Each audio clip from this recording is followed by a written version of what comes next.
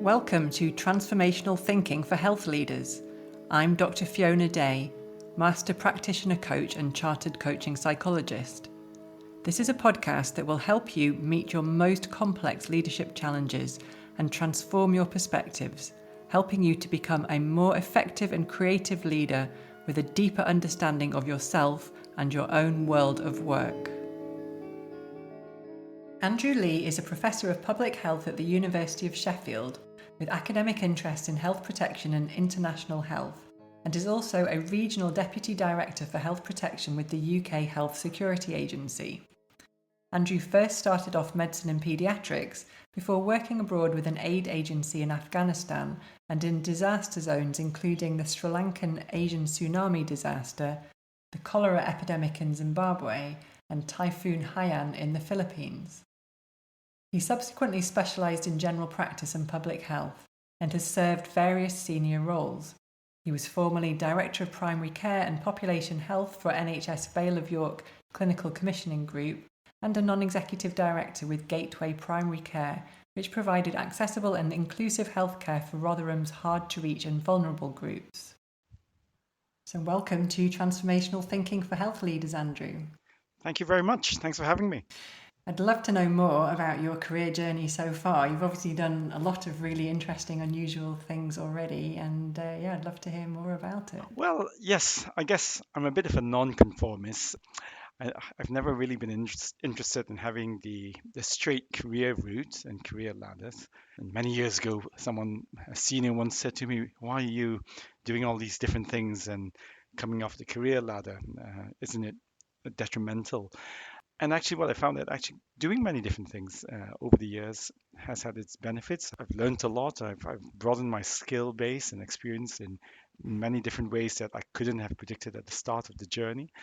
So whether it's working across different medical specialties or working across in many different settings around the world with many different groups of people and professionals, I think it's really added a real breadth of experience that I would not have got if I just stayed in one narrow career field.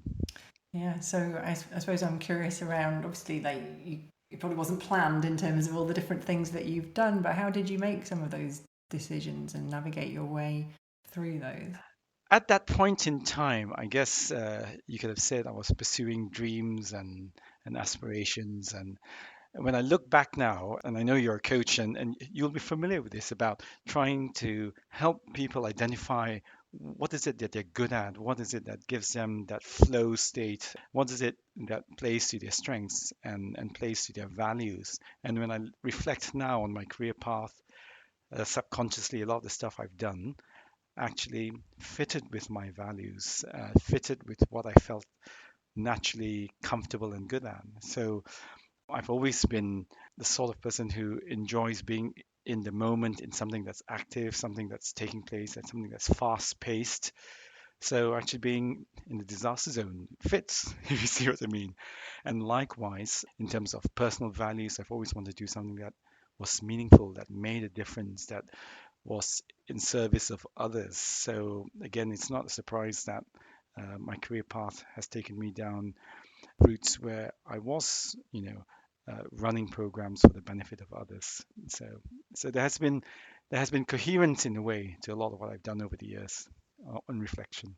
Yeah, thank you for sharing that. And I love how you've used your values in quite a conscious way then to inform some of your decision making. And it's something, I'm fascinated in what I call career epidemiology and how trends in careers and how they're changing. And I really see that people are increasingly, using their values to help them to inform their career decisions. And, you've obviously had to make some quite difficult or bold decisions to not follow kind of traditional routes as well. And, it sounds like you have had that kind of compass though, pulling you through all of that and helping you to kind of make sense of the decisions that you were making as well. So thank you for sharing those. And I guess I'm curious, you have multiple different roles, GP, public health leader, academic leader, other leadership roles. And I know you're the, public health journal editor for the Royal Society of Public Health and other things I'm sure that you're doing. And I guess I'm just kind of curious about how you balance your multiple roles. How do you spend your time? How do you work out how to do that over the course of a week, a month, a year, a career? Yeah. With great difficulty. It's an interesting one, Zed. You've probably come across this book, The Productivity Ninja, and I remember going to it, a course on it many years ago. And one of the reflections that the course leader was taking us through on that was that it's not about managing time, it's about managing energy, managing attention, and I think that that is so true.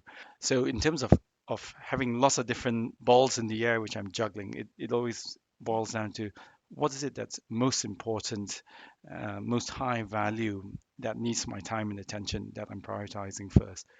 And I guess that's how I've kind of managed a lot of the stuff I do, is by focusing on those bits. Whereas the other stuff, I sometimes in just tell people, but sometimes it's probably true. Proof of send is not proof of read. Certainly when it comes to emails. And if you think about it, in a typical day, you may get 100, 200, 300 emails, but a lot of it is peripheral to your line of work. A lot of it people are sending to cover themselves, not necessarily in the interest or service of whatever project work you're doing. And it's very easy to get lost in the detail, firefighting. And my job title doesn't read reader of emails, if you see what I mean. Yeah. But the trouble is sometimes people can turn their jobs into a 9 to 5 day of reading emails. And I think if we condense our work into that form, into that narrative, then actually we cease to be as effective as we could be without time, and less productive in what we do. I really think that, managing attention is the thing, isn't it, for the 21st century, in terms of where you use your time and effort, and emails can be a means to an end. But I love that idea about the proof of send is not proof of reading as well. And I suppose I'm curious, Andrew, are you still practicing as a GP? And if so, how are you managing to fit that in? Or if not, how was that decision to step back from that, either temporarily or permanently? Yeah. So I gave up about 18 months ago general practice. Yeah, it was a really really tough decision, for a strange reason, actually. I would say, maybe not strange to you, but I felt I was giving up identity as a clinician. One derives a sense of identity from the work you do, and if you are seeing patients and treating patients, you see yourself as a clinician. That was part of the identity, and hadn't realized just how prominent that was in my thinking. And it's taken a period of adjustment to realize, actually, no, I'm where I am now. I'm quite happy and quite comfortable, no longer having that identity, that part of my identity, if you see what I mean. And in a way, it was probably a decision that was long overdue. I should have probably given up 5 years before that, because that area of work in general practice was becoming increasingly more peripheral to the areas of work where I was pushing much harder on, both in the academic and public health side. And that can become a bit of a distraction. And sometimes I wonder, how often do we stay in jobs or do tasks that aren't really useful, aren't really productive, but we do it because we carry some emotional baggage or attachment to it, if you see what I mean. Yeah, and our identity and the labels that we use, GP, doctor, etc., to define ourselves professionally, we do become kind of very attached to them, and very they can be really helpful, can't they? They can be the thing that spurs us through training and through a difficult day, or through a difficult period of time at work, say, to be able to, gives us a place to stand, something to really hold on to. And yet also we need to have the psychological flexibility to be able to know when it's helpful and when is it not helpful. So I guess what I hear for you is maybe like 5 years in making that decision, because it kind of, it does take a long time to kind of unhook from some of these identity labels that we've used that have been really important and meaningful to us, and that you've worked really hard, haven't you? You don't just become a GP. There's like a whole set of processes and things that you've done to earn the right to call yourself that and have that label in the first place. So yeah, I'm not surprised that it's kind of not something that you can just kind of switch off overnight, or certainly for most people it's not. But the thing is about, when is this helpful and when is it actually starting to get in the way and stop me from doing other things that I'm might actually enjoy or be contributing net health benefit from in a different way. So yeah, thank you for sharing that. And thinking about, the public health emergencies, Andrew, that you have worked in kind of around the world and within the UK, and humanitarian aid, and some of, the different contexts that you've worked in. I guess I'm really curious to hear more about your experiences of that. Are there some kind of case studies or examples that you could share about what you were doing and what was required of you as a leader in that context? Yeah. I think when I look back, I think one needs to have a bit of humility looking back at what one did 10, 20 years ago, in the sense that I think there were a lot of things that I wouldn't have done that way now if I was to go back and relive life. So I guess experience is a great teacher, isn't it? Humility is important because that's how we learn from our mistakes in the past, really. So yeah, so when I think back to Afghanistan, it was working up in the mountains, um, in very remote areas, running a TB and primary care clinics, and having to be really flexible in the nature of the work that I did, because it could be clinical, it could be managerial, it could be all kinds of things, and you didn't have the structure of familiarity. This is a completely new setting, completely new cultural rules, and sometimes as outsiders coming into uh, a new context, we bring with it our own mental biases and scaffolds where we expect things to be run a certain way, and they don't always apply. But in that setting, there were some fantastic examples of great leadership I saw. There was this a phenomenal chap, Hassan, who worked for the UNDP at the time in this remote city up in the north. And he was trying to cajole and bring together people with all their disparate agendas and interests. And he was trying to build a common vision and a common purpose. And I guess that was my first introduction to public health, really, is how do you lead without power? How do you lead without power? How do you influence? How do you leverage others to a common goal? And he did it. He was amazing. When I think back to his approach, and and it's all about trying to find common ground. And it was really politically sensitive. We're talking about Taliban country here, and the nearest NATO forces were like hundreds of kilometers away. So you did not have the rule of law and systems from the West applying in these remote villages and valleys, really. Um, and you've got to mold your ways of working to the local context and local cultures. So I guess that was a huge lesson to me in actually being much more culturally aware of the people around me. I thought it was really funny, Fiona. When you're working abroad, so whether I'm working in Afghanistan, Sri Lanka, or Zambia, wherever it is, you're often very switched on culturally to, oh, thinking people behave differently, they think differently, the culture is different, the ways of working are different, so you adapt. But we don't do that in our day-to-day lives back in the UK, when the very same rules probably still do apply. And sometimes we unthinkingly go into work situations carrying our biases again, don't we? And sometimes almost very unthinking in a way, really. So yeah, so that's one of my reflections, really. So the need to be culturally sensitive, and in the way we work, and the need to be really collaborative if we want to be influential um, in what we do, really. Thank you for sharing that. It sounds like a really formative experience for you to be at that place at that time, and you observed some really skillful leadership, and it really kind of sparked your interest, I guess, in public health, and that, that is the key public health skill, like you say, that kind of influencing without power, without authority, but because people want to make something happen collectively there. And I guess that's probably stood you in good stead over the years. And I really hear that kind of it's some of that's kind of much harder to then take back into a UK context when you're abroad, I guess, than you're thinking about adapting things to the context that you are in, and I guess it's easy to take it for granted that actually you do understand the context back in the UK, say, but actually, there's still cultures within cultures, and for everything needing to start where people are at, I think, isn't it? And what about kind of humanitarian aid work? You've done a little bit of that too. Is there anything there Exactly. you'd like to share? Oh, plenty. Where would you like to start? Okay. Yeah. And the bit that might be useful to talk about is our approach to crisis management. I mean, every organization has it.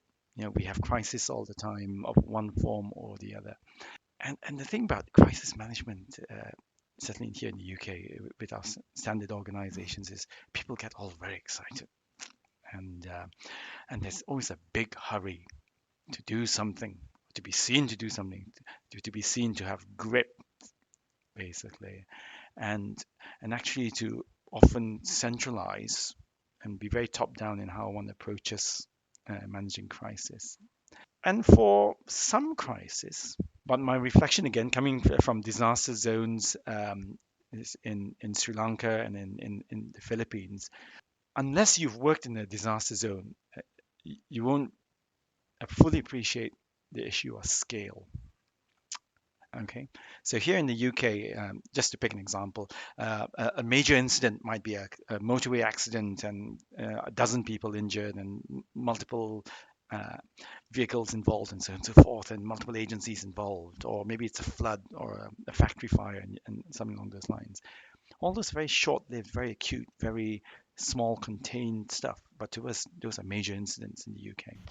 But in a disaster zone, multiply that by 10,000, 100,000 fold, and suddenly you realize that the approach to uh, that disaster cannot follow the same mode that you do for a motorway accident, if you see what I mean. So the approach has to be totally different. The approach has to be much more about how do I get scale? How do I get scale? And the way you get scale is by working through others, by delegating power, by devolving power, by empowering others, by getting and involving far, far, far more people involved in that crisis. And it feels very countercultural, especially here in the UK, and not just in the UK, even in the US and in other Western countries, where this whole idea, this whole obsession about grip by people in power when something goes wrong tends to promote a narrative of needing to centralize control, when actually the medicine that you need is the reverse. It's actually the delegation.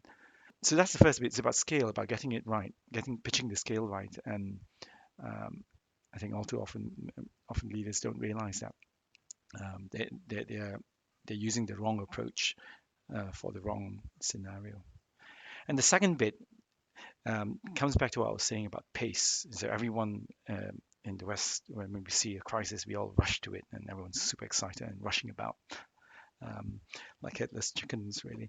Um, and a wise old aid worker once told me that actually what you need is the slow hurry, the slow hurry, and the slow hurry basically meant, of course, yes, you needed to work at pace, but it had to be a measured pace because these things were not a flash in the pan. These things could run on for weeks, months, even years. So you need to be able to maintain one's resilience and the resilience of one's team and the system to go the distance. We're talking marathon rather than sprint. But the second bit, the slow hurry, was about being deliberate. Because in the madness and in the rush, it's very easy to lose the strategic vision, the big picture, and you lose the woods for the trees. You're so consumed by firefighting with what's present and exciting uh, at this point in time, rather than taking a step back. And it's difficult. It's difficult for leaders because leaders in the UK, certainly, I think there's almost a sense that you have to be in it and being very actively involved and holding the reins on things. So it might not necessarily be appropriate in all situations. Thank you for sharing that. And I suppose I'm just wondering really about that, how you've learned how to be present in the face of that scale of disaster, both, at that kind of large scale, but also, in your day to day work in health protection too, and to be the kind of the calm at the eye of the storm, I suppose, in a way that is able to be present and to be able to think clearly about what needs to happen. And I'm curious how you have learnt to do that. Not easy.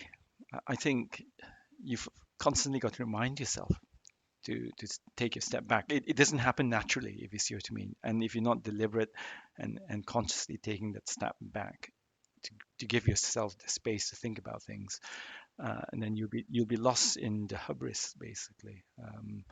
It's about how do you create the time and space to think. And I think as leaders, often we don't protect time and space to think, and not realize that actually we are paid to think, to be strategic. And so actually, it's not like we're shirking responsibility or being lazy or anything, but actually creating that space is really important, not just for finding the clarity of thought as to what needs doing, but also in a sense also for personal resilience, you know. And when I think back to the pandemic, and I'm sure everyone's got their pandemic story, most of us in positions of managerial or senior leadership will probably run ragged all the time with 101 tasks all the time in super long days, and it's very easy to be stuck in that treadmill of going one thing to the next, to the next, to the next, to the next, and not create the space and air to breathe, really. Yeah. So something about being deliberate. But the second thing, and again, it's something I have to keep reminding myself as well, because it's not a natural state necessarily. Is how do you keep trusting the people around you? And trust begets trust, in the sense that if you trust someone, a member of staff, a colleague, to get on with the work, and they feel trusted and supported to do so, they will do it. But if they don't feel trusted, and then you start to get into a vicious cycle, isn't it? They're more likely to check in with you. They may feel disempowered from taking actions. They might be disgruntled in the process as well. And if we put ourselves into their shoes, there's nothing worse than being micromanaged from someone above with anxieties, really. And what is it that we want from our leaders? We want from our leaders people who give us direction and permission to go and achieve what we need to do and achieve the outcomes that we need to. But that requires trust, and we value that trust. So it's a two-way street. It's a two-way street. Trust is so important, isn't it? And you know how we build up trust, but also how to repair when there's a rupture to that trust as well is also an important task of leaders, to be able to repair those ruptures, and when unfortunately they happen from time to time. And I guess, Andrew, you know, just thinking about what you've learned about yourself as a leader over the years, and who you're becoming going into the future too. That's a good question. I would say for me, I'm still on a journey. I still see myself as on a journey.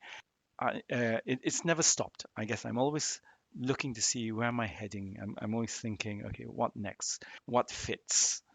Again, coming back to values, what's giving me energy?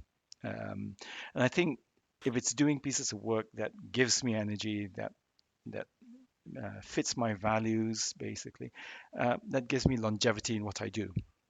Um, One of the things I do for the deanery, for example, is coaching doctors in training who come a cropper for various reasons, and a common one, and I'm sure Fiona, you come across these as well, is mid-career folk having mid-career crisis, really, and trying to work out what is it that they really want, and why is it they're unhappy where they are, and I think it's an understanding of self, isn't it? When you have got that understanding of self, and you've got that understanding of what drives you and motivates you, and if you're able to align that with the work you do, then work feels less like work and becomes more an endeavor of what you're passionate and interested in, really, isn't it? Yeah, well, you know, there's so much evidence that good work is good for us, but it's very unique to each individual, isn't it, in terms of you know, what that combination is as well. So, Andrew, thank you. You know, it's been really wonderful chatting with you today and hearing about some of the amazing things that you've done over the years. I guess, you know, really wish you all the best for wherever you go from here. I'm sure, you know, whatever it is, it's going to be, like you say, in line with your values and also kind of really adding value to society as well. So thank you very much for your time today. Really appreciate it, and I really enjoyed catching up with you. My pleasure. Thank you, Fiona. If you've enjoyed this podcast and would like to find out more, head over to www.fionadayconsulting.co.uk and you'll receive 3 hours of free CPD, the Health Career Success Programme, when you sign up to my newsletter, and there's loads of other resources to support you as a medical or public health leader on my website too. Thanks for listening.